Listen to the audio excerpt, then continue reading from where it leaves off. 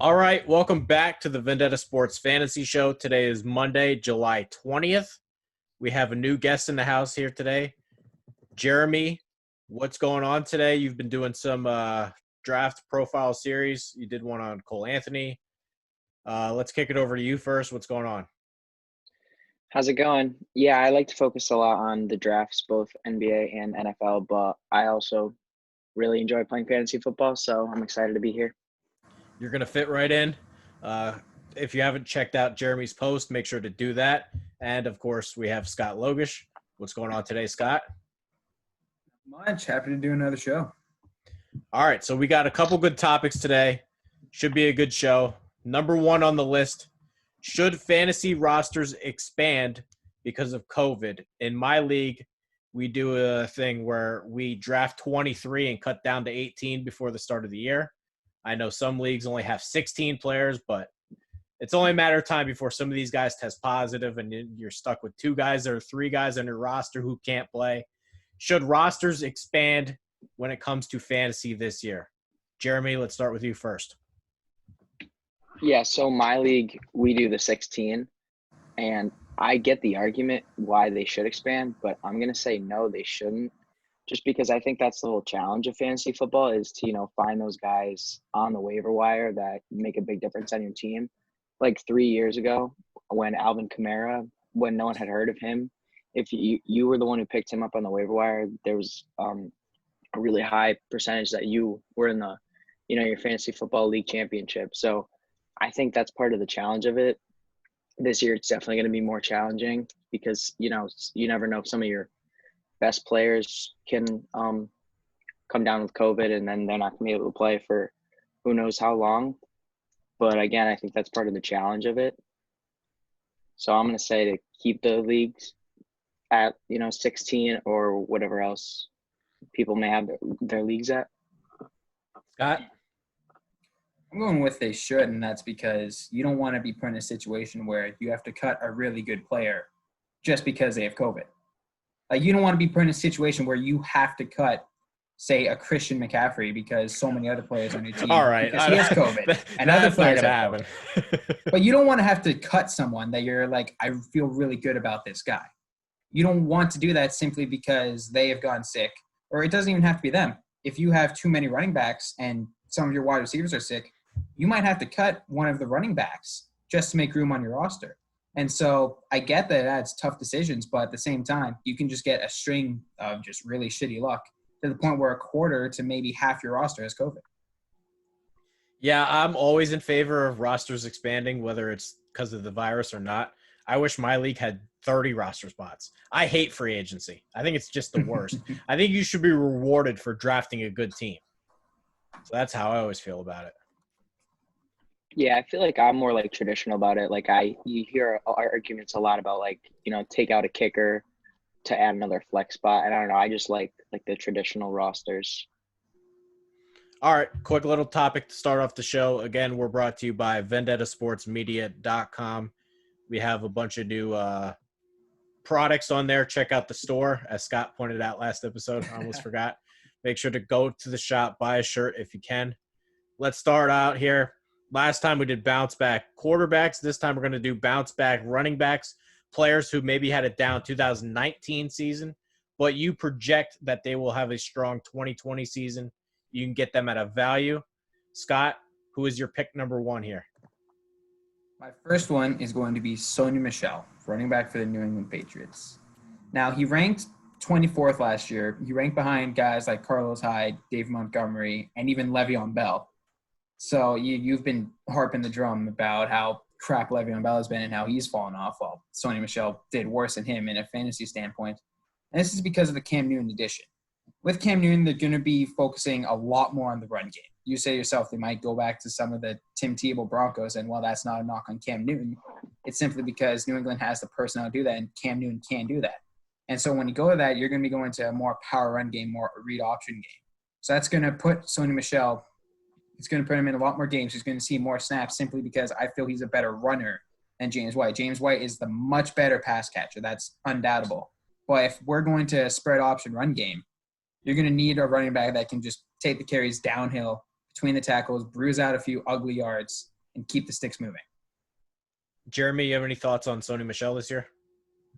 I definitely agree. I think Cam Newton is more of a running back friendly quarterback than Brady was. Brady was more, not in the pass game, but more in the run game because Newton he likes to run that read option. So I think Sony Michel is a good addition for that.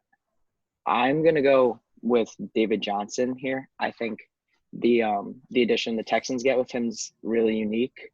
And I know he obviously hasn't played well in 3 years for fantasy owners, but the Texans, they brought in Carlos Hyde last year, who Carlos Hyde is definitely not as good as David Johnson, and he's definitely not as valuable in the pass catching game as David Johnson.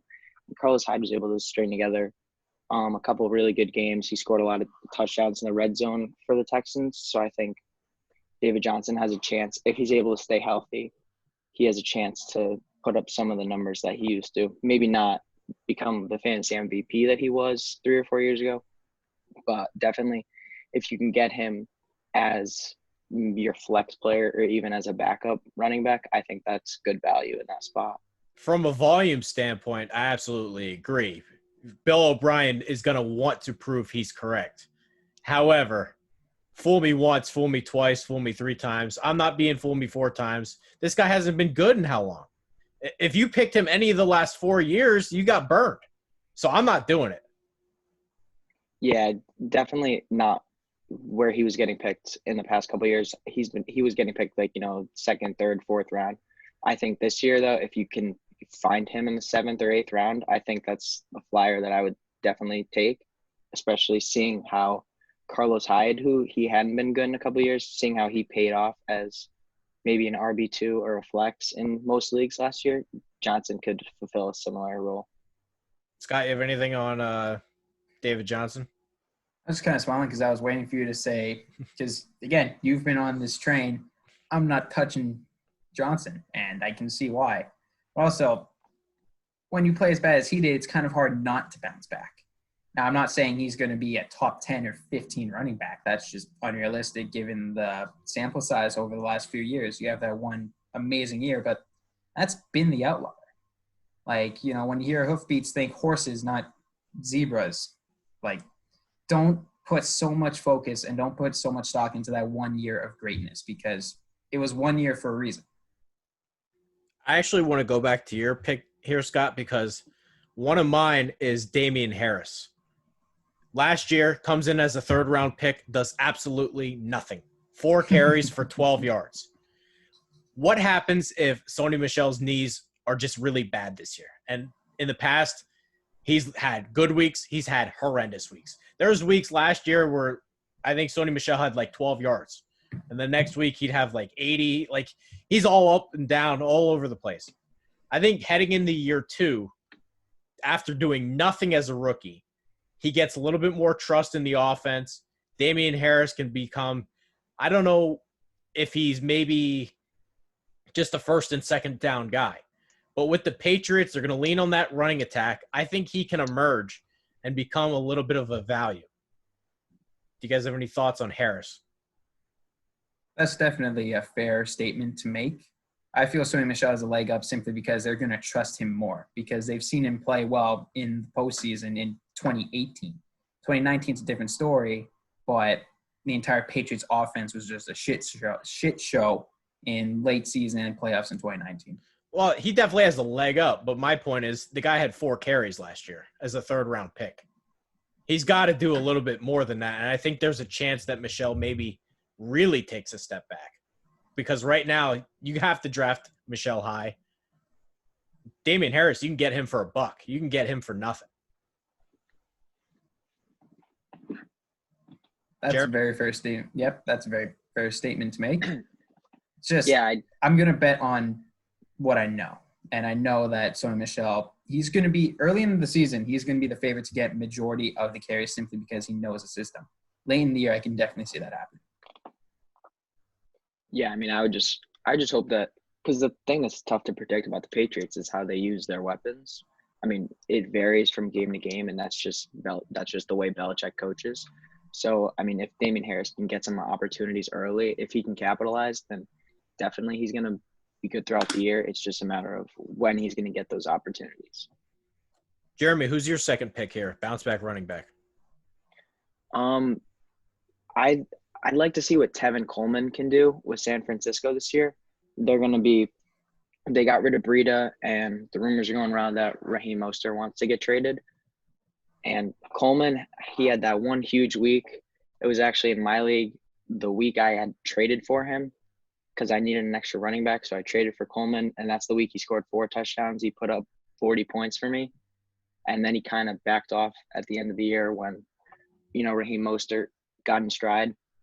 But I'd like to see what Coleman can do. He was in Atlanta. He was really useful in the pass game, and he didn't get a chance that much with the Niners last year.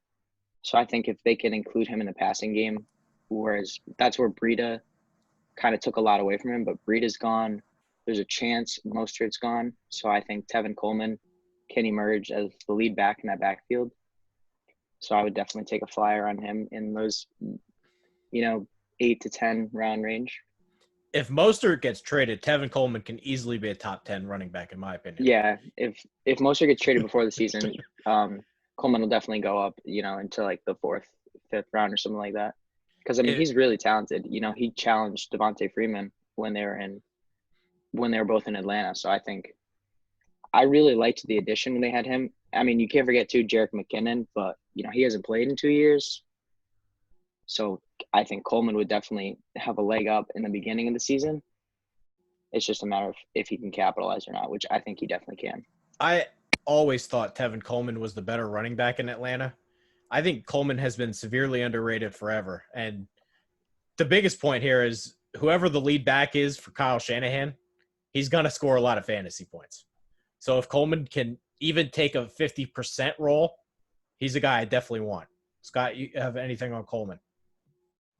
I absolutely agree. We talked about it before in previous shows. You want Kyle Shanahan running backs. He's going to make them valuable assets regardless of who they are. All right, give your second pick here. Going with Le'Veon Bell. Yeah, I was expecting that. And it's because he can't do much worse than he did last year. He hardly got in the end zone. And Sam Darnold, hopefully, is going to be back. He's going to be back. He's going to be taking pressure off of Bell because he's a great quarterback. He just hasn't had the cast around him to really succeed, but he's a great quarterback, and he's going to find a way to elevate whatever the hell is around him. And that includes Le'Veon Bell. Now, Le'Veon Bell, he's not going to be the Le'Veon Bell of old with the Steelers. That's just gone. He's not going to get 400 touches in a given year anymore. He's not built that way.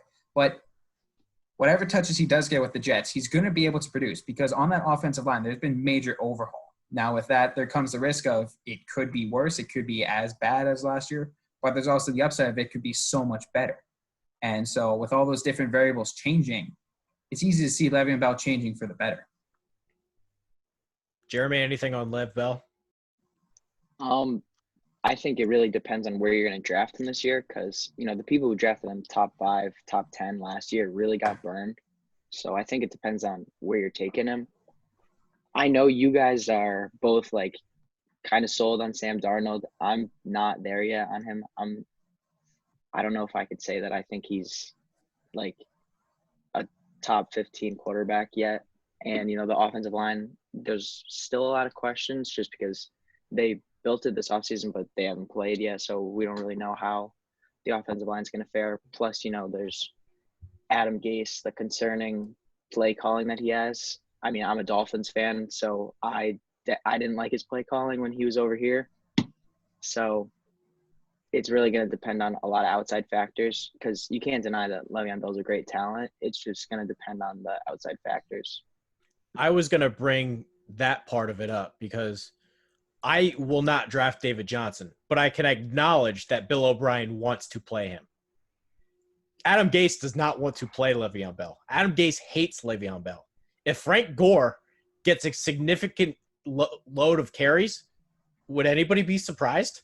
And Frank Gore's washed up and old, but Adam Gase hates Le'Veon Bell. Hates him. They don't want him. And last year, he was god-awful. 3.1 yards a carry. I don't care how bad the offensive line is, and it was awful.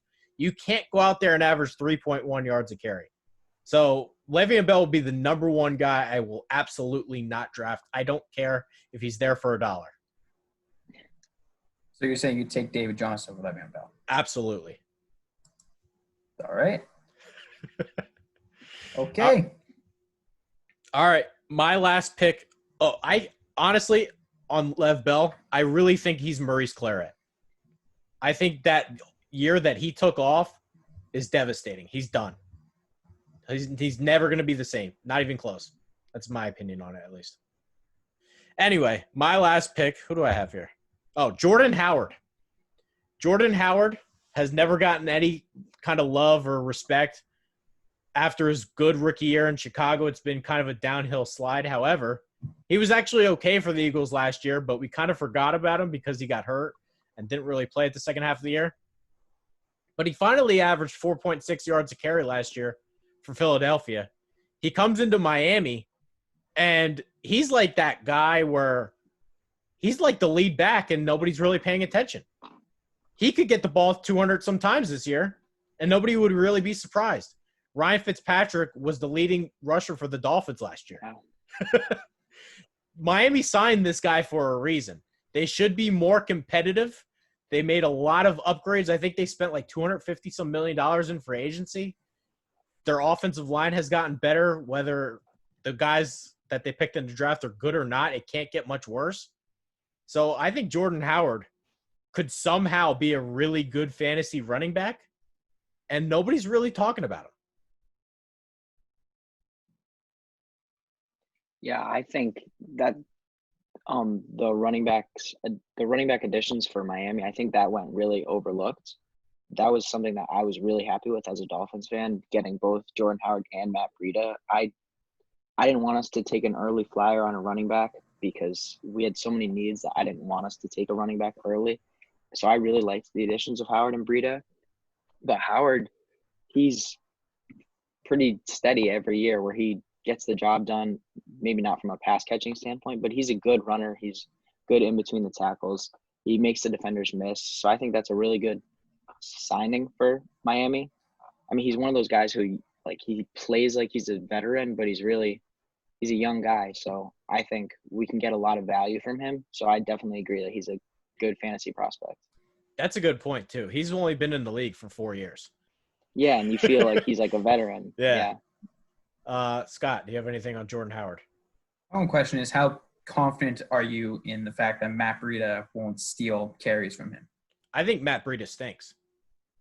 There we go. I think he's the total product of Shanahan. I think he's nothing more than a pass catcher. I see that argument. I mean, we'll be able to tell this year, but I wouldn't be surprised if he didn't play as good. And even if Breida steals some carries between the 20s, they're gonna look for Jordan Howard to be that goal line guy. To be that guy, look, where 5 inches from the goal line, we need you to just put your head down and get that touchdown. And he's gonna be able to do it. He's built that way. And even if Breida steals touches between the 20s, Jordan Howard's gonna make his money in the red zone.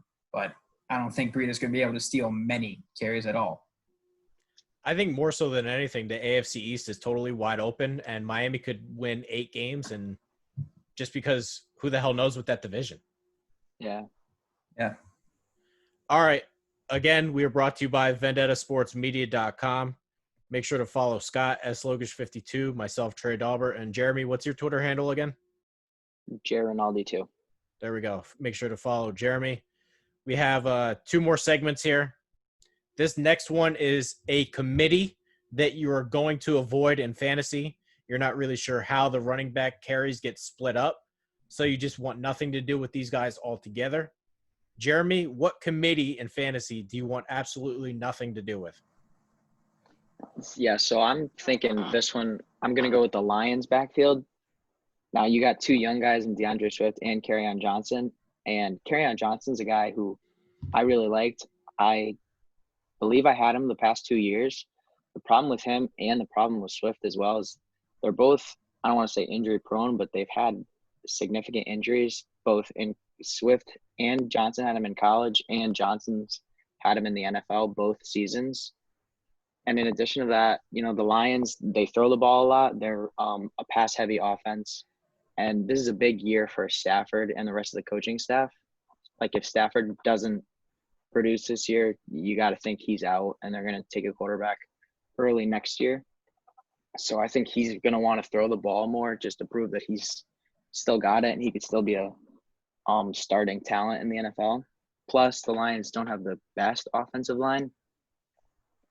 And, I mean, I really liked Swift coming out of the draft. I just don't think the Lions were the best fit for him. I would have rather seen him, taken by the Chiefs or even, I think, Seattle. I liked that fit for Swift with Seattle. I think that would have been a better committee with him and Chris Carson.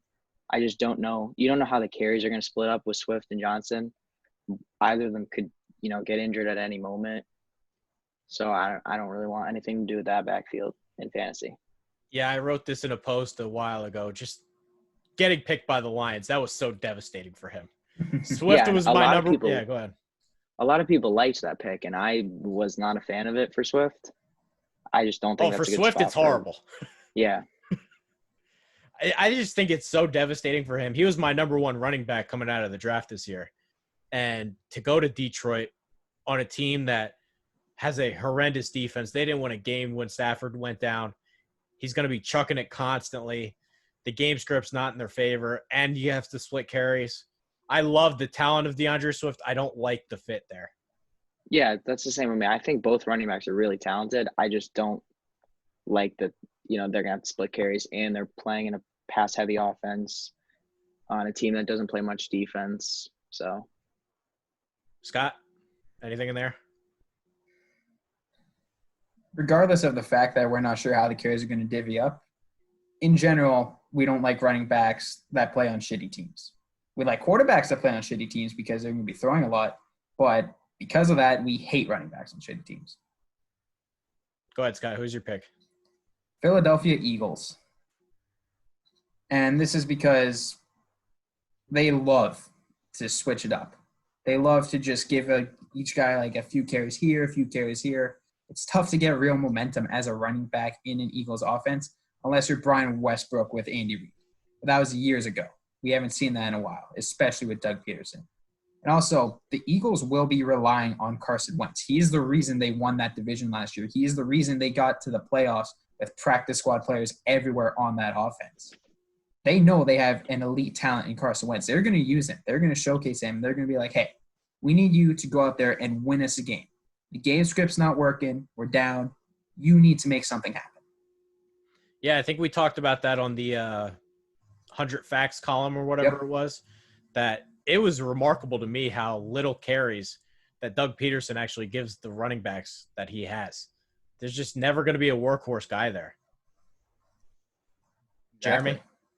Yeah, and to add on, Boston Scott, he was one of those, practice squad guys who came up big in the end of the season, and he kind of pushed them in that Giants game.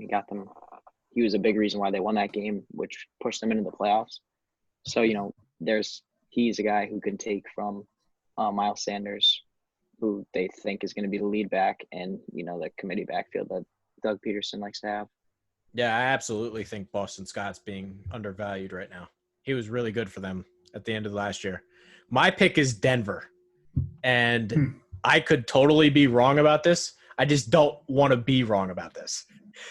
I could see Phillip Lindsay being the lead guy because I think Phillip Lindsay might be the more talented running back. However, if I ask this question, who's going to get the touchdowns in Denver? You'd probably say Melvin Gordon.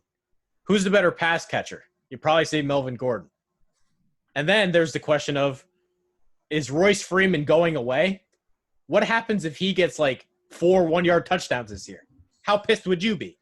So Denver's a spot where, God, I don't know what to do, and I don't want to be wrong, so I'm not going to pick one of them. Yeah, I think that's smart. That's a backfield that there's 3 guys who are starting talent, and they can't get all the carries. So I don't know if it'll be split up 3 ways, but it'll definitely be situational. And I think Royce Freeman will definitely get screwed out of that, depending on how Melvin Gordon's, running through the tackles. I mean, you'd like to think Freeman's the guy in the goal line, but if Gordon's running good that game, especially in between the tackles, Gordon's going to get it on the goal line. I think it's going to be more game to game in that backfield. So I definitely agree. Yeah, I think the worst thing in the world would be to have Melvin Gordon, and 1 week he scores the touchdown, but the next week you start him, and then Royce Freeman gets the touchdown, and you're sitting there and you want to punch yourself. Scott, what do you have on this? There's just so much unpredictability in that backfield that you can't pick the wrong answer if you don't pick any of them. So just stay the fuck away. All right, we're moving right along here. Who the fuck is that guy? All right, who the fuck is that guy? Guy you never heard of, guy you never draft. Somehow, some way, he will win you your fantasy league. Scott, who is your pick for this week? Jacoby Myers. NC State. NFL team. Patriots. There we go. So with the Patriots, they really don't have any weapons at wide receiver. And Jacoby Myers was serviceable, if you can call it that, as a rookie. 26 catches for 359 yards, 13.8 average. And this mainly comes out of who the hell is going to be a reliable weapon on that Patriots offense. We don't know. Mohamed Sanu was terrible. Nikhil Harry, not very good at all. Edelman's old. He's banged up. He's probably going to get hurt again. And Jacoby Myers had a couple of decent games throughout last year. Looking at Week 12 against the Cowboys, 4 catches for 74 yards. Week 6 against the Giants, 4 catches, 54 yards. Week 7 against the Jets, 5 catches, 47 yards. And even Week 13 against the Titans, 3 catches for 46 yards. He has shown the potential to have okay games. And that's with a very small volume of targets and catches. If he gets more targets and catches, he can become a viable option. I think your pick's going to depend on Nikhil Harry. If Nikhil Harry has nothing, Myers could easily emerge. If Harry, kind of steps up in the offense, then I don't really see a pathway. Well, from what we saw from Nikhil Harry last year, he wasn't very inspiring as a rookie, to say the least. Yeah, so, I wasn't very high on him last year coming out. Jeremy, who's your pick? Or if you have any thoughts on Jacoby Myers? I wasn't that high on Jacoby Myers in the draft process last year, but the Patriots are definitely lacking in weapons. I mean, they drafted 2 tight ends, so you got to wonder if maybe those 2 guys. I like Devin Asiasi. I hope I'm pronouncing that right, but I liked him in this year's draft process, so I don't know if he'll take away from Myers. But Myers is definitely – he's a guy who not many people know about, so if he can emerge, then he'd definitely be one of those guys who, could win in your league. Do you have a pick? Oh, go ahead. Yeah, I'm thinking Dawson Knox from Buffalo. He's a guy who he was a late round pick for Buffalo as a tight end in last year's draft. He was forgotten about because of Hawkinson and Noah Fant, but he produced arguably better than both of those guys. And in a Buffalo offense who I'm still not sold on their receiver talent. I know they added Stephon Diggs, John Brown's a speed threat. I'm still not sold on the receiving core for them. And Knox kind of emerged as the number 1 tight end for them. He had a couple highlight plays, catches along the sidelines. He had some big touchdown catches, and he breaks a lot of tackles. So I think Dawson Knox is a second-year tight end who you take him as a backup in the 15th round. He could be a guy that can take over your starting job, and he could win your league, maybe like Darren Waller last year almost. You brought up the point that he might be lost in the Bills offense, but he was kind of lost in the Ole Miss offense. I really liked him at college, and his combine performance was unbelievable. He's got great speed to him. So I think he could easily be a really good tight end that nobody's talking about. Yeah, he was definitely forgotten about in that draft process for someone who had as good of a combine as he did. And, I think he looked good last year for the Bills. He looked like he blended with Josh Allen really well. And if that can continue in the year 2, then he's a prime candidate to break out. Yeah, I totally agree. My pick this week is going to be J.J. Taylor. Any idea who he plays for? Even running back out of Arizona. Yep.